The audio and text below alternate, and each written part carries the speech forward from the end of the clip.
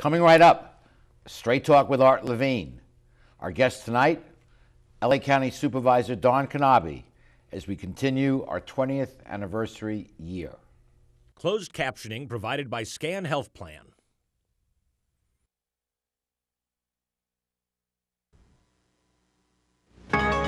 Opinions expressed in the following program do not necessarily reflect the views of Charter Communications nor its sponsors. We recognize our obligation to present opposing points of view by responsible spokespersons. For information, please contact the director of program. Straight Talk is brought to you in part by Southern California Edison. For over 100 years, life powered by Edison. The Press Telegram, your local news leader for over 100 years.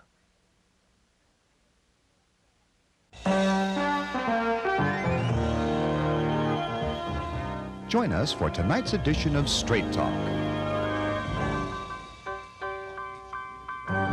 And now your host, Art Levine.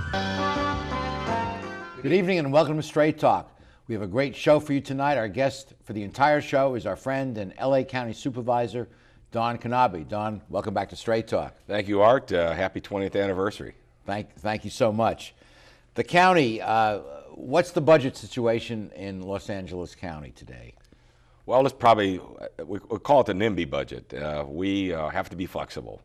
Right now, our budget situation, we're in a much better shape than most entities. As I've told you before, we put a lot of money aside during the good times to be prepared for situations like this. But with the obvious things on the horizon like realignment, the impacts of that are not fully adjusted yet into our budget. Any future cuts, you just heard there's potential another revenue shortfall here in the state of California. So those impacts could, affect us dramatically.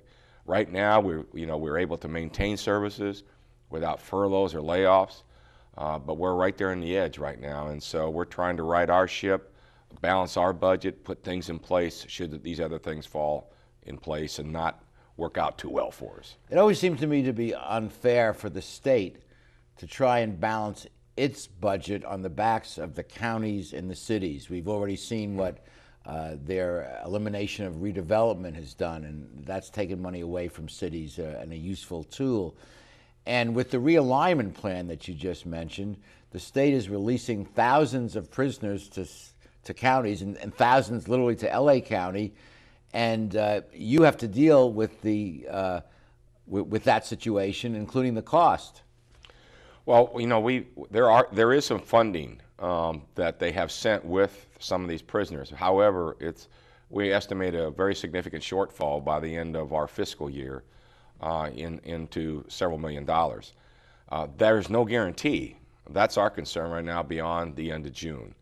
And so what we're trying to deal with, this puts us in a very precarious position on releasing prisoners, and we're supposed to be getting non-violent, non-sex, non-serious. And that hasn't been the case thus far. There's been several folks slip through the cracks. So we're trying to watch all that. So not only there's no room at the inn here. I mean, we have one of the largest. The county jails are filled and packed, overfilled actually. Right. And so part of this release program, the state says, well, the federal judge says that we have to release 30,000 prisoners. We're going to get the majority of those. They'll come into our system. The impact, it goes way beyond just the jail system. The impact goes those other folks that you release. You've got the impacts on the welfare system and all the entitlement programs, the increased caseloads, because once they're out of prison, if they don't have a job, those kinds of things, and they'll be entitled to this. So everybody's sort of overlooking that and just looking at a jail issue. I look at it as a jail issue. I look at it as an entitlement issue.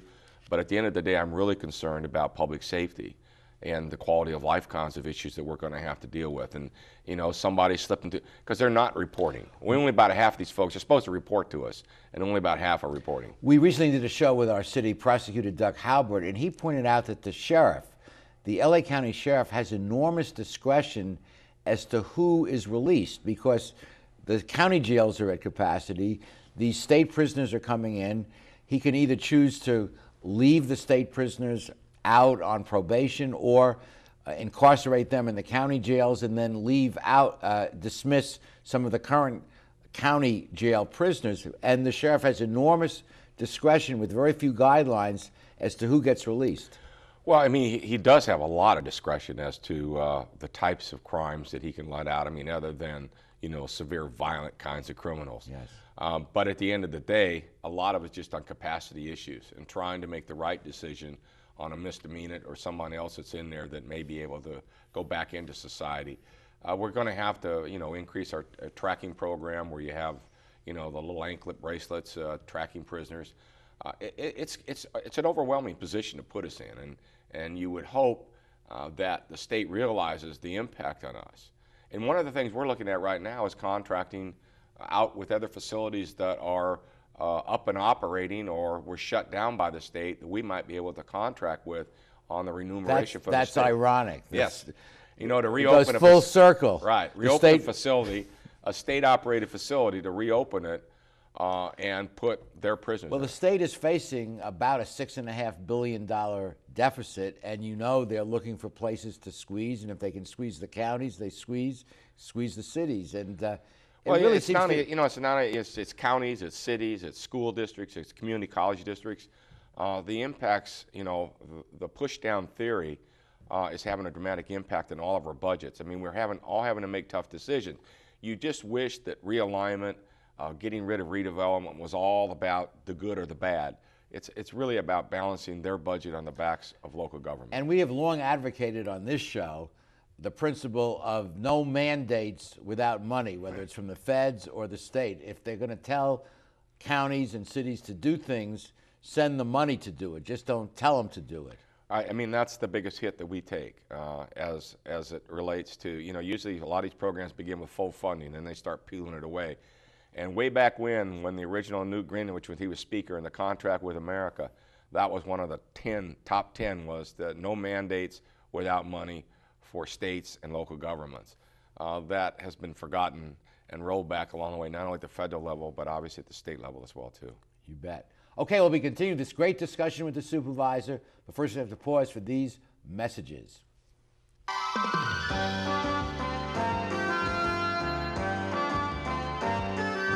Get ready for turbocharged excitement at the 38th Annual Toyota Grand Prix of Long Beach as Dario Franchitti, Elio Castroneves, and longtime Formula One star Rubens Barrichello hit the streets April 13th through the 15th. Plus, Toyota Pro Celebrity Race, sports cars, drifting, and concerts on Saturday with Joan Jett and the Blackhearts, and Fiesta Friday with Bellanova. Children 12 and under free with adult. Tickets as low as $26. Come feel the roar at the shore.